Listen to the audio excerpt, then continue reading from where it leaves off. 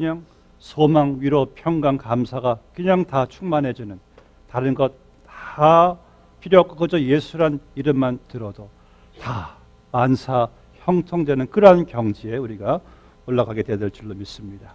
예수, 가장 귀한 그 이름.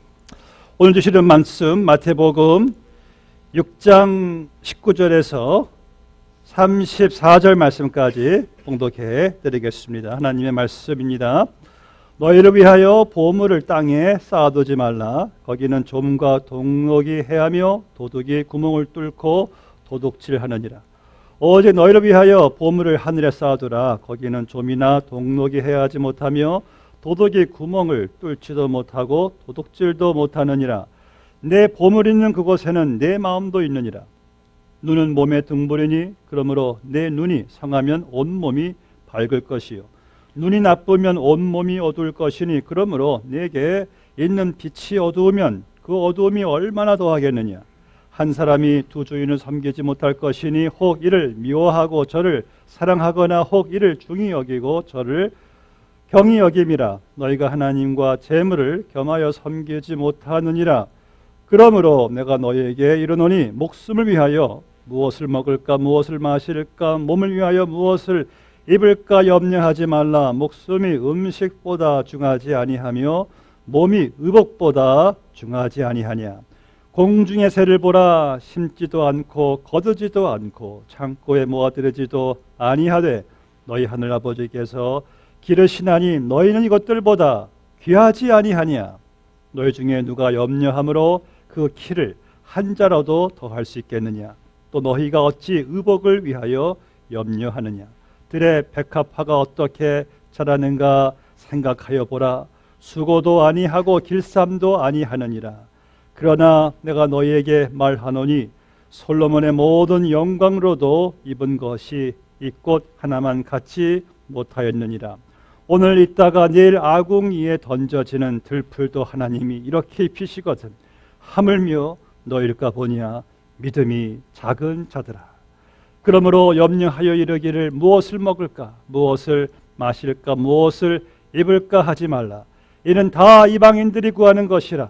너희 하늘 아버지께서 이 모든 것이 너희에게 있어야 할 줄을 아시느니라. 그런즉 너희는 먼저 그의 나라와 그의 의를 구하라. 그리하면 이 모든 것을 너희에게 더하시리라. 그러므로 내일 일을 위하여 염려하지 말라. 내일 일은 내일이 염려할 것이요 한날의 괴로움은 그날로 족하리라.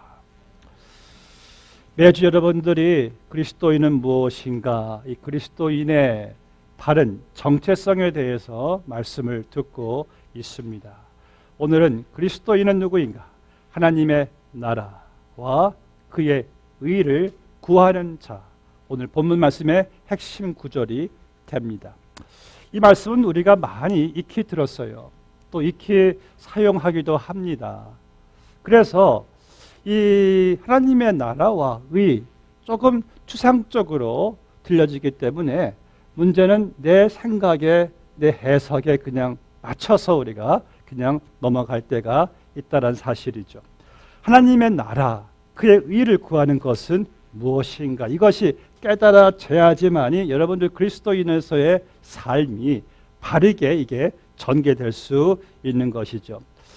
이 하나님의 나라와 그의 의를 먼저 구하라라는 이 말씀을 가지고 많이 들은 설교는 아마 여러분들 삶의 우선순위를 바로 정하라 거예요. 왜냐하면 먼저 구하라고 했으니까 우선순위가 먼저 그의 나라와 그의 의를 구하는 것이구나 라고 생각하죠. 그래서 나의 사업보다 나의 어떤 가정보다 내 어떤 건강보다 먼저 그의 나라와 그의 의를 구하라 라고 말을 하는데 문제는 되지 않아요. 일리가 있습니다. 그런데 문제는 그렇다면은 하나님의 나라를 먼저 구하면은 그 외 다른 것들은 이것은 하나님의 나라가 아닌 것인가? 그럼 우선순위가 따로 있고 우선순위가 또 아닌 것도 있는가? 여기에 대해서 우리가 조금 혼돈이 올 때가 있습니다. 왜냐하면은 고린도전서 10장 31절 말씀 보니까 그런즉 너희가 먹든지 마시든지 무엇을 하든지 다 하나님의 영광을 위하여 살라고 했는데, 우리 그리스도인이 존재하는 삶의 모든 영역이 가정, 직장, 사회, 교회가 다 그분의 영역 아래에 있는데, 그럼 무엇이 어디까지가 우선순위고 어디까지는 우선순위가 아니어도 되는 것이 있는가란 그러한 생각을 할 수가 있겠죠. 그래서 여러분들 오늘 본 말씀에 33절 말씀에서 너희는 먼저 그의 나라와 그의 의를 구하라 했을 때, 하나님의 나라를 우리가 구하고 찾고 실행할 때 이 나라가 그럼 과연 무엇인가? 간단해요. Seek His kingdom. 그 나라는 바로 하나님의 통치를 말씀하는 거예요. 하나님의 통치, His control. 그 하나님의 통치가 이게 어디서부터 어디까지인가? 첫 번째 말씀 보니까 우리가 사는 지구, 온 세상을 포함한 우주 전체가 다 그분의 통치가 있는 곳이에요. 얼마 전에 아인슈타인 이후로 최고의 물리학자로 여겨졌던 스티븐 호킹이 타계했습니다. 제가 참 좋아했던 학자였어요. 그는 이 우주의 기원에 많은 공헌을 한 그 학자였습니다. 그는 여러분들 알다시피 루게리병에 걸려가지고요, 이 근육이 다 마비되는 증세 때문에 평생을 휠체어와 사람들의 의존해서 살아왔던 자였어요. 그한테 이런 말을 했어요. 나는 오늘 죽을지 내일 죽을지 모른다. 그러나 오늘 내가 살아있다는 것 그 자체만으로도 하나님께 감사할 뿐이다. 여러분, 내가 지금 살아있다는 것 자체 하나만으로도 하나님께 시간 충분히 감사할 수 있는 이 시간인 줄로 믿습니다. 근데 그가 일평생 우주의 기원에 연구해서 그가 남긴 그의 이론을 보면은 참 우리에게 아쉬움과 실망뿐이었어요. 그러니까 죽기 전에 그가 출판한 책 The Grand Design, 위대한 설계란 책에서 그는 이런 말을 했어요. 우주에는 중력과 자연 법칙에 의해서 이 무로부터, 그러니까 아무것도 없는 상태에서 지금의 보이는 우주가 창조되는 그 과정에서 하나님이 필요가 없다는 주장을 한 거예요. 본인이 볼 때, 야, 정말 우주는 볼수록 위대한 설계인데 그 설계가 이게 저절로 우연히 생겨났다는 거예요. 여러분, 참 그런 비논리가 어디 있습니까? 위대한 설계를 말하면은, 디자인을 말하면은 디자이너를 공개를 해야죠. 디자이너에 대해서는 왜 침묵하고 왜 위대한 설계만 이게 우연히 저절로 발생되었다라고 하는 것은 참 딜레마입니다.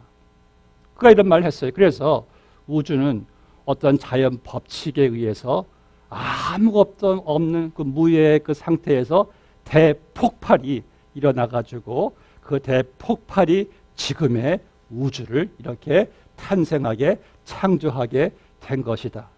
거기에 문제가 뭐냐면은, 그렇다면은 그 대폭발이 일어나기 위해서 있었던 그 에너지와 그 물질은 그럼 어디에서 이것이 응집이 된 것인가?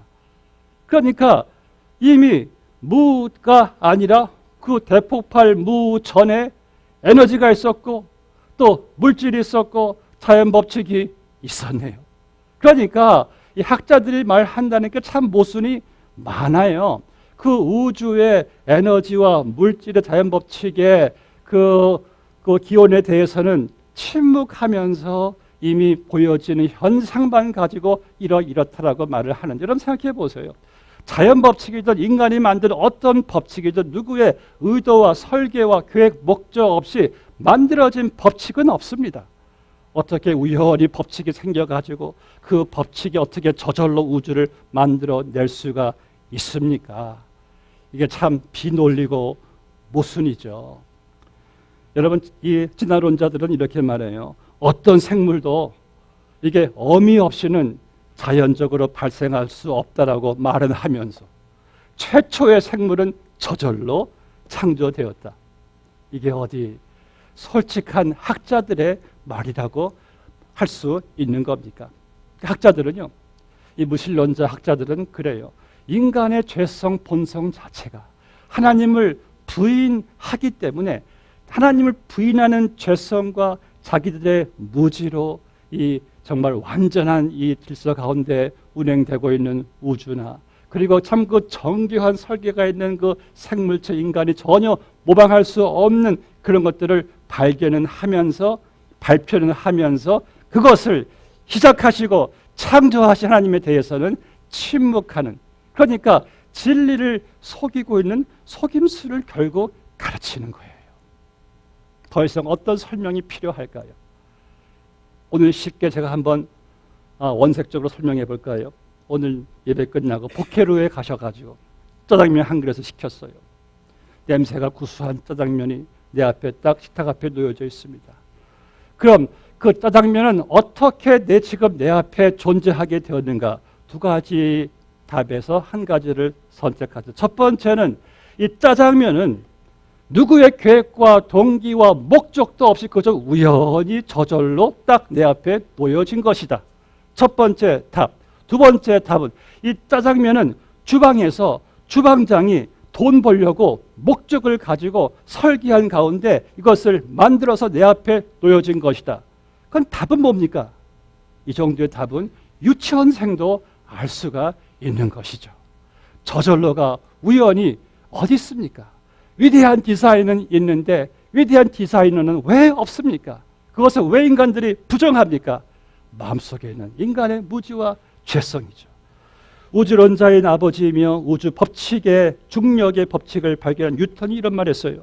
태양 행성과 해성으로 이루어진 이토록 경이로운 태양계는 오로지 전지전능하신 존재에 의해서만이 만들어질 수 있다. 만약 우주를 연구하는 학자가 정직한 사람이라면 우주의 신비 앞에서 하나님께 경배할 수밖에 없을 것이다. 사랑하는 성도 여러분, 창세기 1장 1절에서 태초에 하나님이 천지를 창조하시느니라.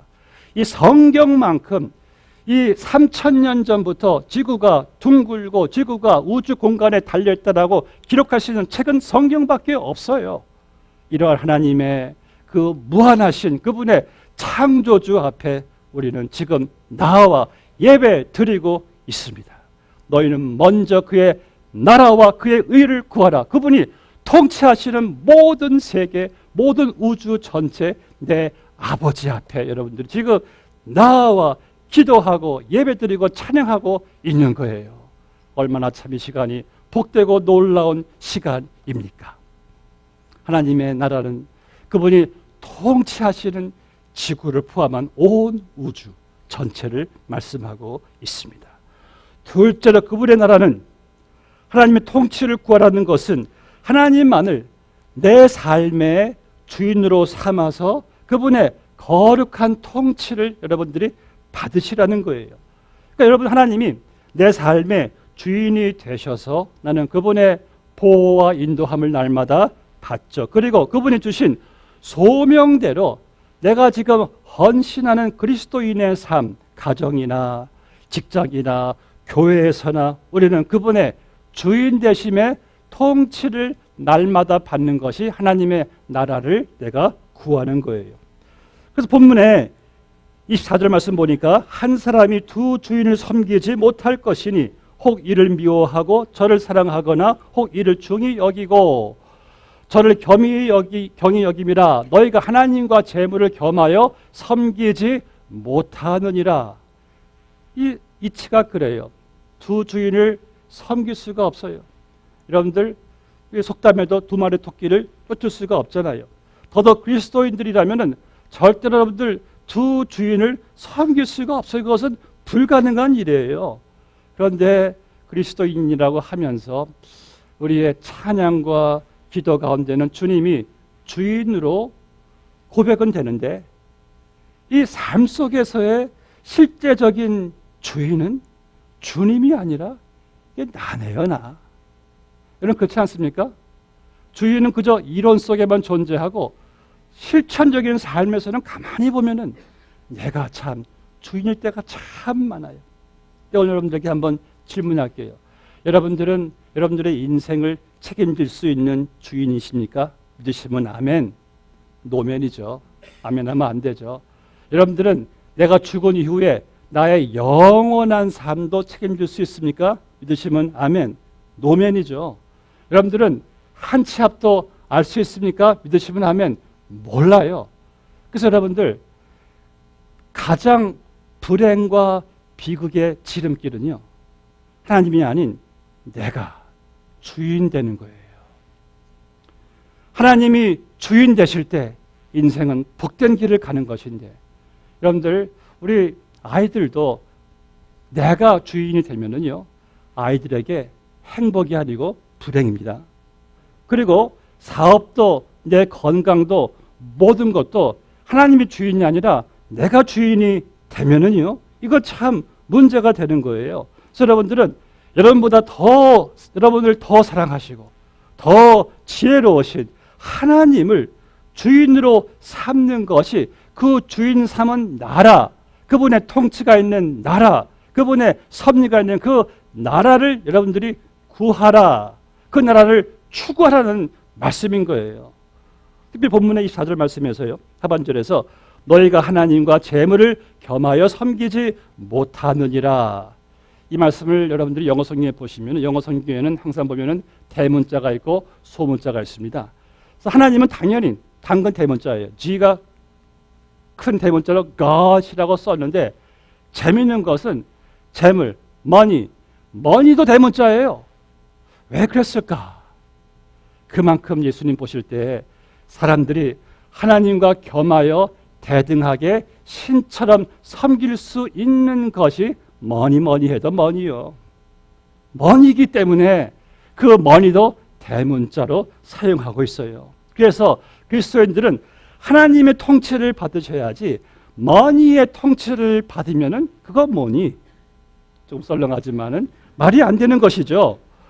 여러분들, 하나님의 통치를 받지 못하고 이 머니의 통치를 받은 우리는 성경에서 나오는 인물들이나, 저는 매일같이 신문에 보는 것은 돈의 통치를 받은 사람들의 정말 불행한 결말을 저는 매일같이 봅니다.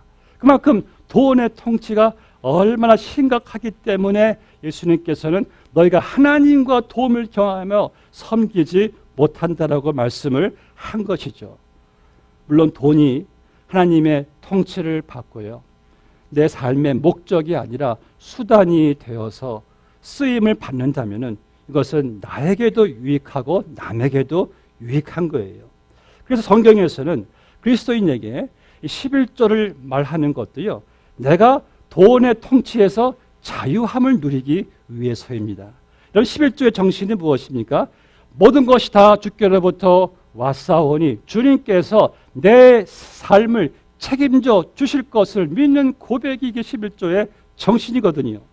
여러분들, 우리 아이들에게 11조 정신을 꼭 가르쳐 주셔야만 됩니다. 왜냐하면 나의 자녀의 삶이 하나님의 통치냐 아니면 돈의 통치냐를, 그것을 기준하는 그 잣대가 바로 11조이기 때문이에요.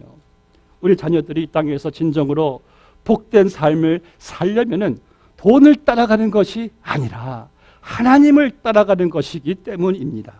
예수님께서는 너희가 하나님과 재물을 겸하여 섬길 수가 없다 하면서 하나님을 우리 넘버원 주인으로 여기서 말씀하고 있는 것이죠. 본 말씀의 전체 내용을 보시면은 제일 많이 나온 단어가 무엇입니까? 염려하지 말라예요. 염려하지 말라. 이 주님께서 그 이유를 말씀하시는데, 왜 염려하지 말라냐면은 본문의 27절 말씀 보니까 너희 중에 누가 염려함으로 그 키를 한 자라도 더할 수 있느냐. 그러니까 이 염려만큼 비생산적인 것이 없다는 거예요. 여러분들 경험하셨겠지만 저는 몇 번 경험했어요. 차에 운전대에 앉아가지고 시동을 걸고 엑셀러레이터 가스를 밟는데 이상해요. 엔진 소리는 막 유란스럽게 나 죽는다 하고 막 돌아가는데 차는 도무지게 요동이 없는 거예요. 계속 저는 그냥 밟아대는 것이죠. 나중에 알고 보니까 기아가 드라이브에 가 있지 않고 뉴트럴에 가 있는 거예요. 앞만 밟아도 엔진만 고생이에요. 엔진 가스만 펑펑 들어가는 그러한 상태에서 차는 전혀 움직이지 않고, 염려가 그렇지 않나요? 아무리 염려해도 내 머리와 생각과 감정만 요란스럽고, 정신적으로, 영적으로, 내 육신적으로 모든 에너지만 소모가 되지, 전혀 달라지는 것은 아무것도 없는 이 부질없는 염려. 주님께서는 무익하고 쓸모 없다는 거예요. 어떤 심리학자가 이런 통계를 냈습니다. 사람들이 염려하는 것 중에 정말 되는 것은 10%밖에 되지 않고, 나머지 90%는 쓸데없이 심리적으로 염려와 불안 속에서 살아간다는 거예요. 그러나 본문 말씀에서 주님께서 그리스도인이 진정으로 염려하지 않아도 되는 것은, 너희가 지금 누구의 통치를 받고 있느냐? 하나님의 나라가 아니냐? 그분의 간섭이 있고, 그분의 섭리가 있고, 그분의 돌보심이 있고, 그분이 주인 되시는 그 나라 안에 속한 너희가 왜 염려하고, 무엇을 마실까, 무엇을 먹을까, 입을까를 왜 염려하느냐? 여러분들, 우리가 왜 염려하는지 아십니까? 그리스도임에도 불구하고. 왜냐하면 내 인생의 주인이 주님이 아니라 나이기 때문이에요. 그러니까 내가 주인인 나이니까 돈에 묶여 있어가지고 항상 돈으로 염려해요. 돈이 주인이니까. 사업에 또 항상 묶여 있어가지고 항상 거기에 염려해요. 내 건강에 항상 묶여 있어가지고 또 그것 때문에 또 항상 우리가 염려해요. 또 사람에게 항상 묶여 있어가지고 또 사람을 위해서 또 우리가 염려해요. 그러니까 주인이 내가 되니까 이게 염려가 되는 거예요. 그러나 주인이 하나님이 되실 때, 하나님이 통치하실 때, 그분의 주권을 인정하실 때 너희가 왜 염려하느냐? 삶의 주인을 예수님으로 모시고 살아가는 사람은 염려하지 않습니다. 하나님의 통치가 있기 때문에. 주님께서 본문 말씀 보니까 주님의 통치를 말하면서, 야, 저 하늘의 새들도 하나님이 다 먹이시지 않느냐? 저 들에 있는 저 백합화도 다 주님이 입히시지 않느냐? 그분의 통치 아래서 새들도 그냥 먹고 꽃들도 다 입혀주시는데, 하물며 독생자 예수까지라도 아끼지 아니하시고 우리를 위해서 내어주신 하나님이 너희일까 보냐 믿음이 작은 자들아. 주님께서 야단치시는 거예요.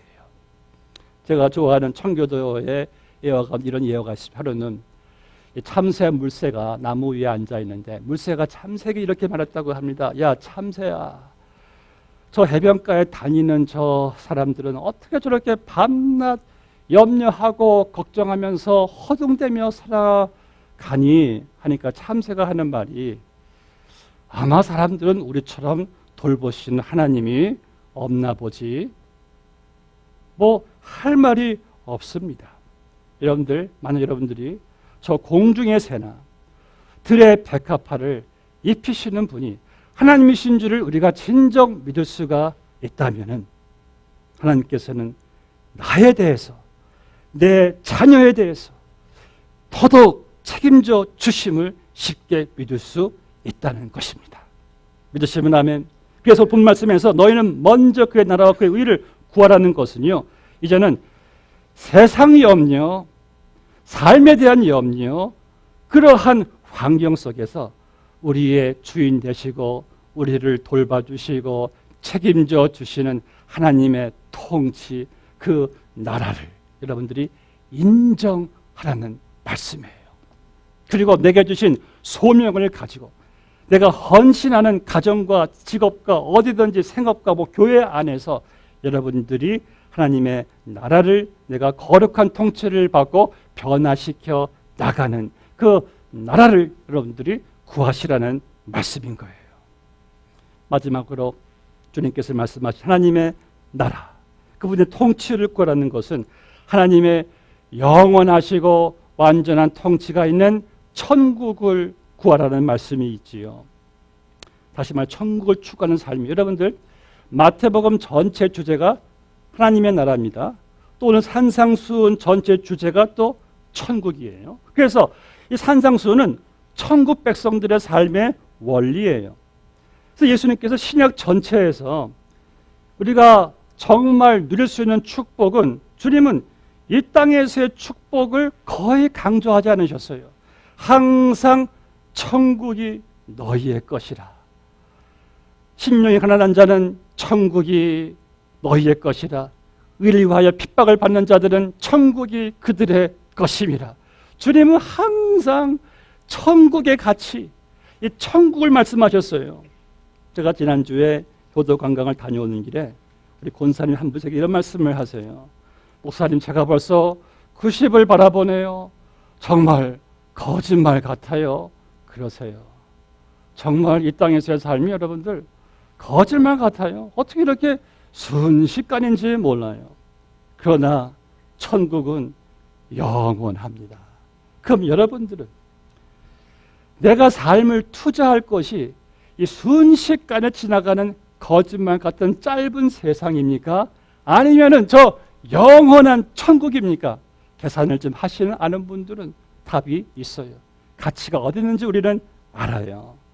그래서 예수님께서 19절 말씀하시기를 너희를 위하여 보물을 땅에 쌓아두지 말라. 거기는 좀과 동록이 해하며 도둑이 구멍을 뚫고 도둑질하느니라. 오직 너희를 위하여 보물을 하늘에 쌓아두라. 거기는 좀이나 동록이 해하지 못하며 도둑이 구멍을 뚫지 못하고 도둑질도 못하느니라. 어떤 말씀이에요?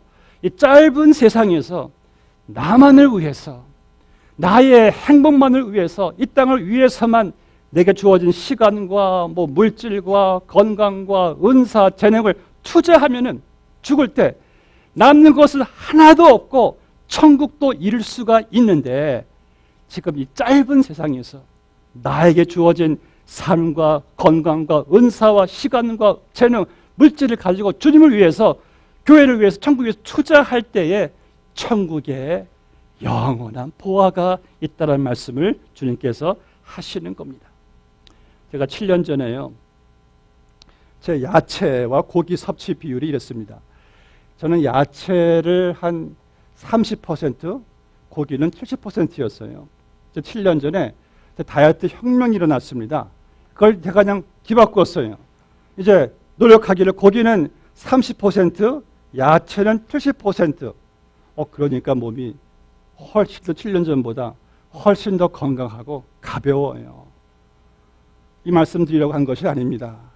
여러분들이 만약 내가 이 땅에서의 삶에 투자하는 그것을, 그 퍼센테이지를 천국에 투자하는 것으로 바꿀 수가 있다면요, 인생의 대혁명이 일어납니다.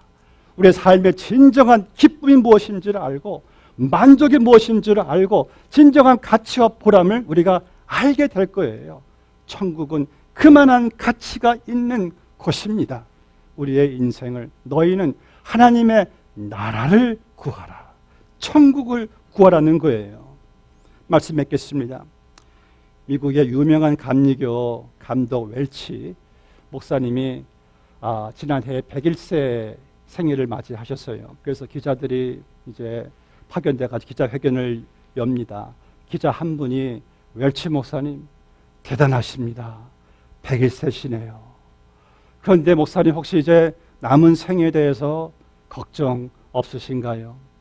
웰치 목사님이 이런 말을 했습니다. 내가 30년 전에 70대에 은퇴를 했는데, 그때서야 비로소 깨달은 중요한 그 진리가 하나 있다네. 부끄럽지만 나는 일평생 살아오면서 목사로서 매일같이 근심과 걱정을 끌어안고 살았어. 그런데 은퇴하고 보니까, 가만히 생각해 보니까 내가 평생에 끌어안고 씨름한 것 중에서 실제로 일이 터진 것은 거의 없었어. 그래서 하는 말인데, 이제 앞으로 내가 얼마를 더 살지는 모르겠지만은 절대로 쓸데없이 염려하지 않기로 했어. 목사님도 그러신 여러분들은 얼마나 염려가 많겠습니까? 이제 여러분들 쓸데없이 너무 세상 염려를 등지고 살아가는 그런 인생이 아닌 우리는 그리스도인으로서 하나님의 통치가 있고 그분의 주권이 있고 그분의 섭리가 있고 그분의 돌보심이 있는 가운데 살아가는 우리들이니 이제는 염려의 세상을 구할 것이 아니라 하나님의 나라, 그분의 통치가 임하시는 나의 가정, 나의 교회, 천국을 위해서 살아가시는 여러분들 되시기를 주의 이름으로 축복합니다. 기도하시겠습니다. 아버지 하나님 감사합니다. 너희는 먼저 그의 나라와 그의 의를 구하라. 이미 예수 그리스도 안에서 이 놀라운 나라가 내 안에 임했기 때문에 그 나라를 보고 그 나라를 붙잡고 인정하고 추구하라고 하시는 주의 말씀을 듣게 됩니다. 나의 나라는 세상 나라에는 염려와 두려움만 가득 차 있지만 주님의 나라에 속해 있는 나는 염려하지 않아도 될 것이 우리 주님이 주인 되시고 내 삶을 책임져 주실 것을 믿기 때문에 사랑하는 하나님 아버지, 저희들이 이제 이 말씀을 통하여 이 땅에 비록 짧은 생애, 순식간의 생애를 살아가지만 우리에게는 하늘의 영원한 나라가 이미 우리 안에 임했고 영생을 소유한 자로서 보다 더 가치 있는 것에 우리의 삶과 시간과 물질과 재능과 은사를 투자하며 살아갈 수 있는 제 복된 백성들 다 되게 하여 주시옵소서. 예수님의 이름으로 기도드리옵나이다. 아멘.